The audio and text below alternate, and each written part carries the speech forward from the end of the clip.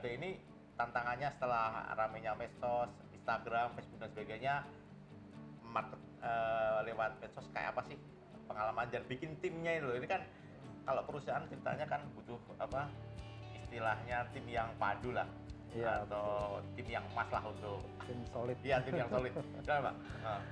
Ya, jadi ketika munculnya Instagram pertama kali, itu membuka mata saya karena anak-anak muda juga banyak di situ, ada grup-grupnya.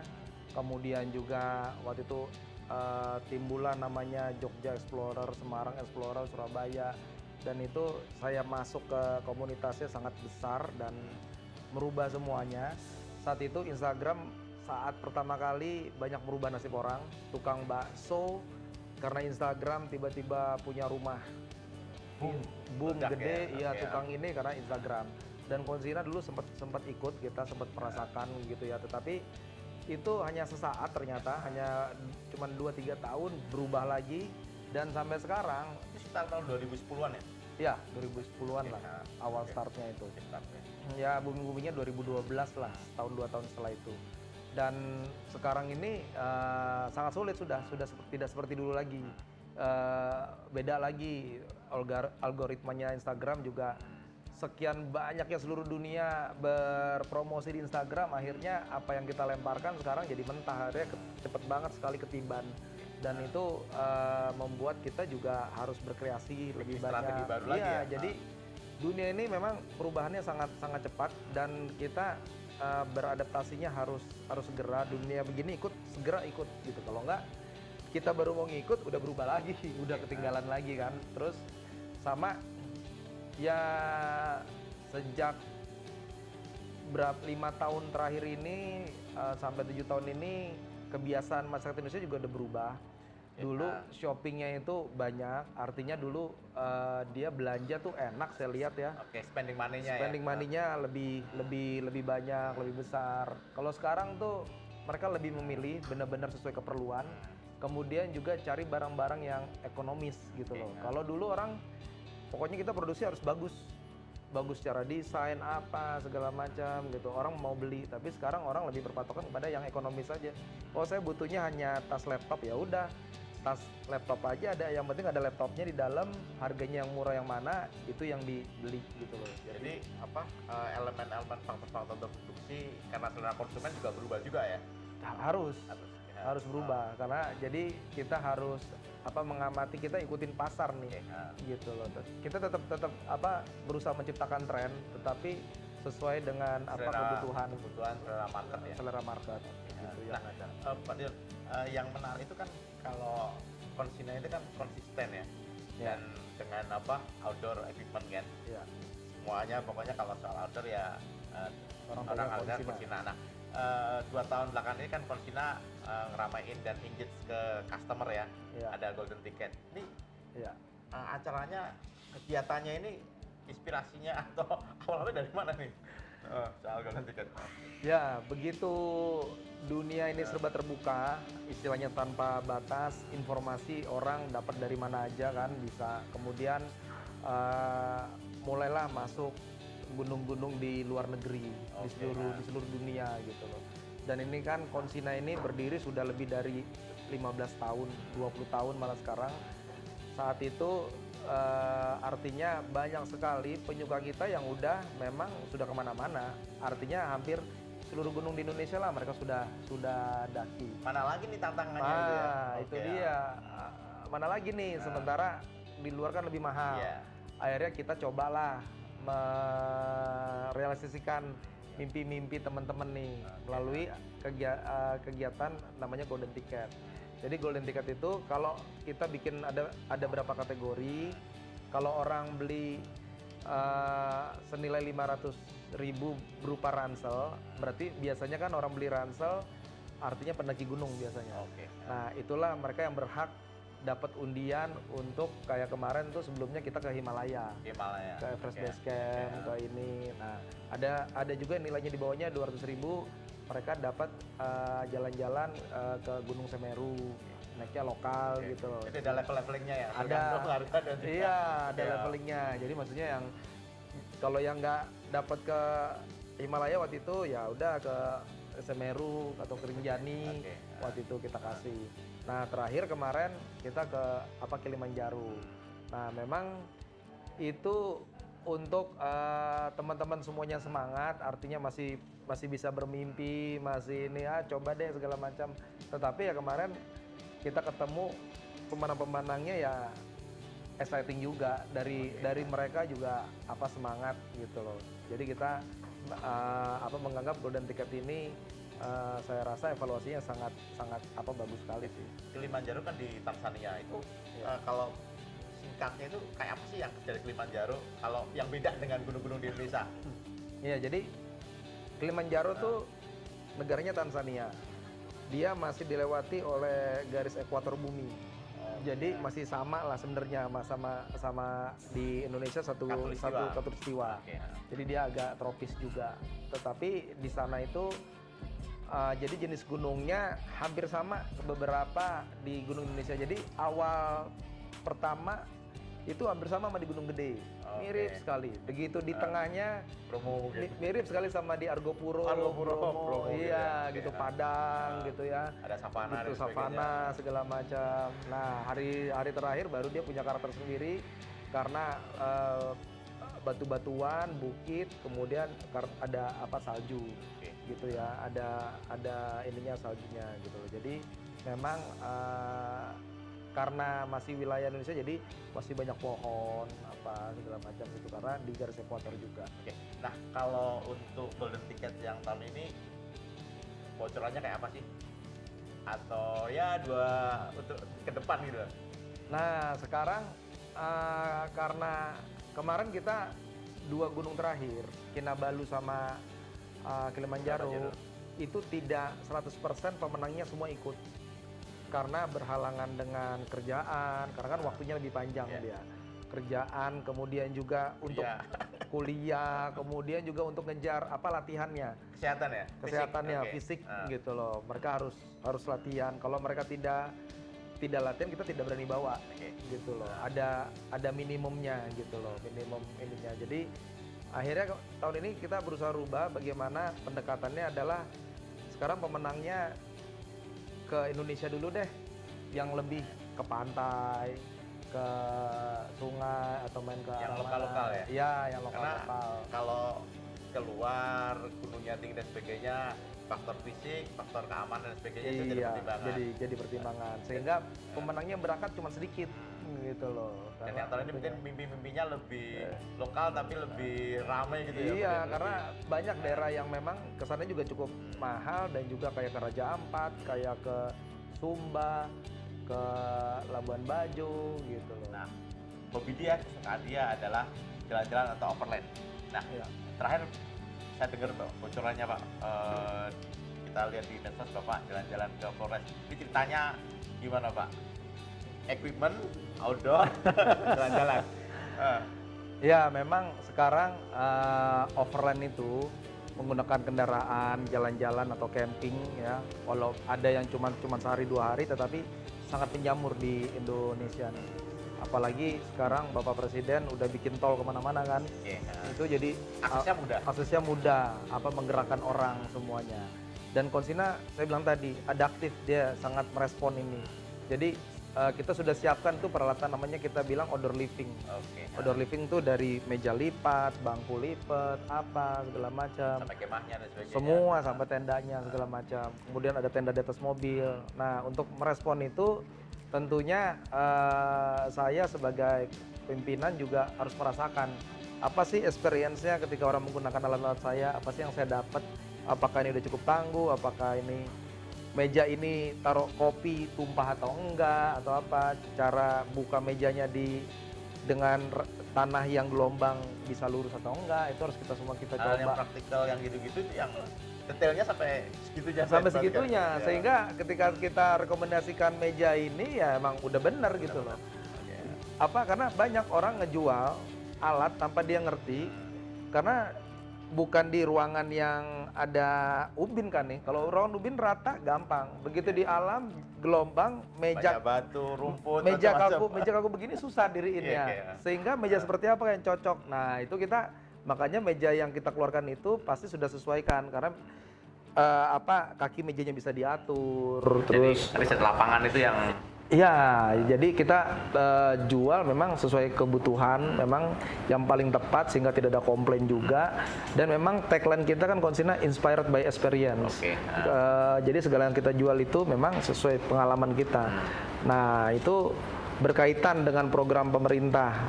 Ada super prioritas, kemudian Labuan Bajo masuk. Kebetulan saya juga belum ke sana, belum pernah juga menyusuri Pulau Floresnya.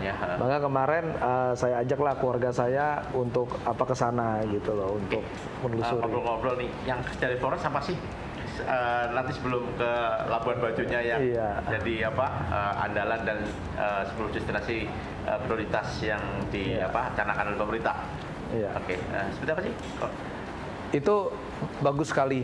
Jadi very very recommended buat teman-teman di Indonesia semuanya, penyuka petualangan, penyuka overland, bahwa Flores ini satu, sarana infrastrukturnya sangat bagus. Kedua, bentang alamnya itu sangat bervariatif, berubah-berubah, jadi tidak membosankan lah, nikmat. Terus ketiga, lalu lintasnya masih sepi. Keempat, perilaku lalu lintas masyarakat lokalnya cukup bagus gitu loh. Jadi kalau naik motor gitu ya, kita kelasan sedikit aja langsung minggir gitu. Kalau di perempatan mobil gitu, mereka berhenti dulu. Jadi sangat nyaman juga. Kelima, orangnya ternyata ramah. Jadi udah welcome ya istilahnya dengan wisatawan ya? Iya, welcome sekali, ramah dan siap membantu kita dimanapun kita berada. Jadi ya kita tuh mengelilingi Flores dengan pemandangan indah, penduduk ramah, aman juga. Kemarin saya sempat kaca mobil lupa ditutup di parkiran umum gitu loh, sehari semalam. Sehari semalam ditinggal, ternyata barang di situ nggak ada yang hilang, sehingga meyakinkan saya kurang tahu ya saya kenapa bisa begitu, padahal saya yakin tuh kaca ditutup. Tapi artinya itu ada pesan nih dari orang Flores, harus menyampaikan bahwa Flores ini aman gitu loh. Masyarakatnya nggak jahil begitu. Nggak jahil, padahal dekat situ ada anak muda naik motor nongkrong di situ, tapi saya lihat loh mereka kok santai aja gitu loh, nggak ada yang hilang gitu barang. Pengalaman menarik nih Bang bisa soal.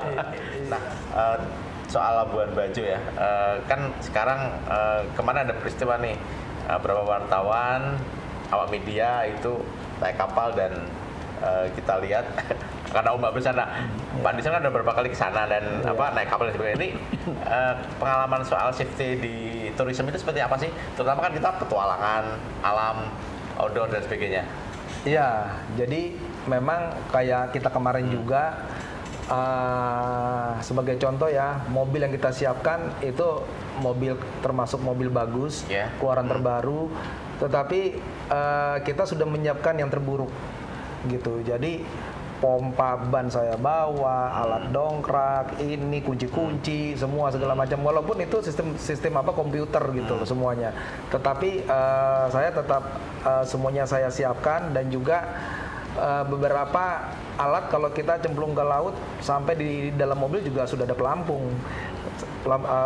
sendiri. Nah, ini sebenarnya hal seperti ini berlaku untuk di semua kegiatan outdoor. Jadi ada plan A, plan B, bahkan plan C ya. Plan C, iya. Jadi bukan yang harus berkegiatan keras gitu loh, naik gunung. Kadang-kadang kita jalan-jalan keluar aja kan, kalau udah tahu udah mendung ya bawa payung gitu. Kalau naik motor ya udah siapin jas hujan.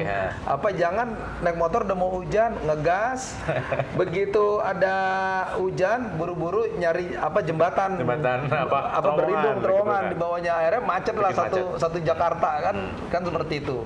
Harusnya tidak seperti itu, mau di manapun, termasuk kemarin yang kita dengar kapal di Labuan Bajo ya gitu. Nah, memang itu sudah menjadi perhatian sebenarnya. Jadi waktu saya ke sana, karena memang saya salah satu pemerhati pariwisata. Jadi karena kita kan bergeraknya Konsina ini sangat menyentuh ke dunia pariwisata, sehingga saya sangat mendukung sekali semua kegiatan pemerintah yang berhubungan dengan membangun pariwisata di Indonesia. Sedikit ke belakang sebelum saya masuk ke perahu, kemarin saya mau nyampaikan juga, lupa. Kemarin waktu kita mau ke sana Labuan Bajo sempat teman-teman, saya kontak teman-teman di sana, dia bilang, Son kalau bisa bawa tas buat kasih anak sekolah. Karena ya anak-anak banyak anak sekolah di sana masih ya yang kelas SD segala macam. Jadi sekalian CSR ya Pak ya? Iya, memang kan sosial seperti itu ya? Iya, perusahaan. ya seperti itu. Saya juga karena bawa anak saya mau mengajarkan juga hal berbagi gitu, segala macam. Sebenarnya itu sesuatu yang tidak mau saya ekspos awalnya, hanya mereka kita kasih. Jadi kemarin tuh karena kita berangkatnya mereka sudah libur duluan.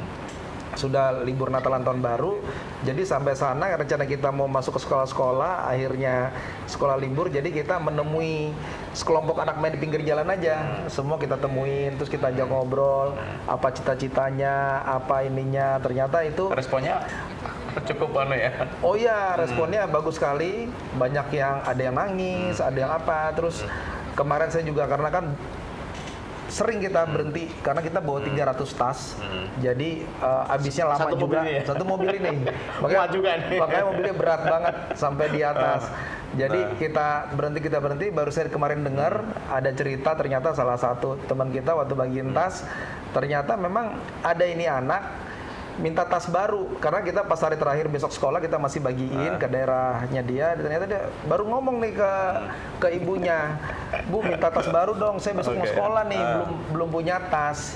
Tuh tiba-tiba kita nongol ngasih tas gitu loh, terus dia nangis gitu sama ibunya, itu kan jadi sesuatu hal ya, banyak juga yang lain kita ajak ngobrol. Mengesankan itu ya, ya mengesankan. Serba kebetulan tapi iya, tapi kita nggak nyangka juga. Jadi sesuatu hal yang bagi kita biasa aja, kita memang mau ngasih, tapi ternyata bagi mereka itu sangat berarti sekali. Ya banyak ibu-ibu yang bilang sama saya, Pak minta nomor teleponnya dong, saya mau terima kasih lagi. Oh udah Bu, nggak apa-apa Bu. Saya bilang udah nggak apa-apa, nanti kita emang mau anak-anak ini semangat. Dan kita kemarin saya tanya kan cita-citanya nih anak kecil ini satu Flores. Ternyata ya yang mereka tahu hampir 90% ya satu Flores itu cita-citanya anak kecil itu guru, polisi, tentara, dokter, perawat. Nggak ada yang main ke kuliner atau apa. Nah itu dia, saya tanya. Wisata itu iya, ada yang mau jadi cook nggak, ada yang mau jadi pemilik hotel atau manajer hotel, ada yang pemandu wisata, itu sangat jarang gitu loh, nggak ada di antara mereka seperti itu. Jadi bagi saya itulah saya sangat sayang bahwa ternyata prioritas pariwisata yang dibangun di Labuan Bajo ini belum terdengar ke seluruh masyarakat dan melibatkan masyarakat lokal. Masyarakat lokal. Jadi harusnya pemerintah mesinergikan dunia pariwisata dengan pendidikan mulai dari awal nih. Sehingga diharapkan yang SMA yang mungkin ya yang sudah vokasi sudah bisa dibangun 1-2 tahun lagi, mereka lah yang harusnya bekerja di lahan-lahan di pariwisata di Labuan Bajo dan Flores. Jadi jangan lagi mengekspor terlalu banyak orang Jawa ke sana. Karena justru Flores itu saya lihat kemarin spesial sekali. Coba bayangkan kita makan dilayani oleh teman kita orang Flores, hitam, kriwil, tapi senyumnya enak gitu loh. Gitu ya? Iya, karena mereka spesial banget gitu loh. Ada pokoknya beda deh. Saya kemarin jujur sama istri sering komen, seneng di layanin mereka, dan logat bahasanya juga khas, enak. Jadi kita merasa this is Flores gitu loh. Kalau kita masuk yang lain orang Jawa kan ya sama aja kayak di Jakarta kayak gini. Jadi sudah tidak spesial gitu loh. Sama kalau kita di Bali layanin sama orang Bali, ya beli ya segala macam, itu lebih enak. Nah itulah Flores saya rasa menjadi PR pemerintah juga. Dan ketika kita masuk Labuan Bajo, kita masih nerusin bagi-bagi tas tuh cuma 3 kilo, 5 kilo dari Labuan Bajo, kondisinya sama. Masyarakatnya seperti itu juga. Ditanya, nggak ada yang mau masuk ke pariwisata. Padahal anak mudanya banyak nongkrong di pinggir jalan. Artinya mereka nganggur, tapi mereka tidak ada niat. Mungkin saya berita atau ininya dari pemerintah ya, gitu. Nah ini masuk lagi ke perahu tadi. Ya, safety nih. Ini kan faktor penting kan. Kejadian udah 2 kali ya? Sudah 2 kali. Sudah 2 kali. Jadi gini, pertama saya lagi di sana, saya lagi ngobrol dengan salah satu direkturnya Badan Otorita, Mbak Sana. Baru lagi ngobrol-ngobrol nih, kita tiba-tiba masuk berita bahwa ada satu perahu tenggelam di dekat Pulau Bidadari saat itu. Jadi nggak jauh-jauh yang lokasinya kayak kemarin itu ya? Iya, baru yang kemarin lagi, ternyata kejadian lagi dekat Bidadari juga, pas perjalanan pulang juga. Nah, memang karena Labuan Bajo ini sangat menarik, akhirnya saya rasa banyak sekali pengusaha yang mau masuk segala macam. Nah, akhirannya karena masalah ekonomis segala macam, memang banyak sekali spek perahu, keselamatan ini yang masih belum diperhatikan. Sebagai contoh, ini nyata sekali ketika saya masih di sana, ketemu salah satu teman yang baru pulang dari live on board. Memang di hari itu dia pulang, saya merasakan angin tuh sangat besar hari itu. Ternyata teman saya dia mendarat, terus dia cerita, waduh gila, gue sekeluarga hampir mati, gila, dia bilang gelombangnya gede banget, perahu tuh sampai miring segala macam. Udah gitu kata dia, gue berdelapan, pelampungnya cuma 6. Yang dua gimana tuh? Nah iya, ya nangis udah itu. Dia bilang, udah antara hidup mati itu ya? Iya, nah itu menjadi keindahan Labuan Bajo, mereka lupa. Apa sih yang mereka ingat ceritanya? Ya yang mau mati itu akhirnya mereka ceritakan kemana-mana. Bukan, oh saya ke Labuan Bajo kemarin indah begini tuh kayak gitu ya? Iya, akhirnya keindahan itu semua ya mungkin sama si wartawan kemarin yang jatuh, udah berita bagus-bagus, akhirnya lupa semua. Yang menonjol berita, wah gua kemarin begini loh, posisi begini. Nah itulah akibat dari sesuatu hal, sehingga ya memang keselamatan itu. Kalau kita mau menonjolkan keindahan itu sangat susah, berjuangnya sangat susah sekali untuk menyatakan indah, dan itu perjuangan panjang. Tetapi kalau menyatakan hal buruk tuh cepat sekali. Jadi akhirannya lah saya selalu berpikir bahwa keselamatan kayak begini, hal begini nih pemerintah harus concern nih. Pekerjaan bersama ya? Iya, pekerjaan bersama. Mungkin kapalnya harus lebih besar, atau warningnya dan sebagainya, pengamatan cuaca dan sebagainya, mungkin faktor-faktor dikombinasikan lah supaya iya, itu ya. Karena memang sekarang saya dengar orang bikin kapal nih lagi banyak, sementara kapal pinisi pembuatnya paling banyak adalah sebenarnya memang asal Sulawesi kan, ya? Dari Bulukumba atau di Bira segala macam. Tetapi kadang-kadang klien bagaimana membuat kapal pinisi yang maunya harganya murah, akhirnya tidak real pinisi dibuatnya gitu loh. Jadi speknya sudah mulai berkurang. Kemudian juga karena buat kenyamanan mungkin juga strukturnya dirubah-rubah, akhirnya ukurannya, safety-nya, segala macam. Kalau kita lihat kan kapal pinisi yang bener kan itu udah ke samudra, kemana-mana. Tahan ombak, mau gelombang segala macam. Mungkin itu ya, karena saya juga bukan orang kapal. Tetapi memang kemarin saya berbicara kepada builder kapal, temen yang biasa bikin kapal juga. Dia juga bikin beberapa kapal di Labuan Bajo. Dia sempat komen sama saya bahwa kapal-kapal di Labuan Bajo ini hanya menunggu bom waktu, kata dia. Karena dia kemarin sudah ngelihat, karena dia sebelumnya juga sudah 2 tahun 3 tahun di Labuan Bajo melihat spek-spek kapal di Labuan Bajo. Jadi karena Labuan Bajo ini kelihatan tenang, tapi arus bawahnya katanya sangat kuat sekali dan cukup berbahaya. Kayak kemarin juga angin tiba-tiba, gelombang tiba-tiba tinggi. Nah itu sehingga menjadi dari pemerintah regulasinya segala macam, masyarakat juga kesadarannya, pengusaha mungkin itu harus pengusaha, riset, kampus perlu masuk bikin kapal yang tahan gelombang betul itu sekitar sana ya mungkin. Betul betul sekali memang. Oke, pemirsa Gata TV, bincang-bincang saya dengan Pak Dison menarik ya. Tadi dia cerita soal berbagi, kemudian soal lokalitas, kemudian gimana sih orang lokal nggak terlibat di industri, kurang terlibat di industri pariwisata.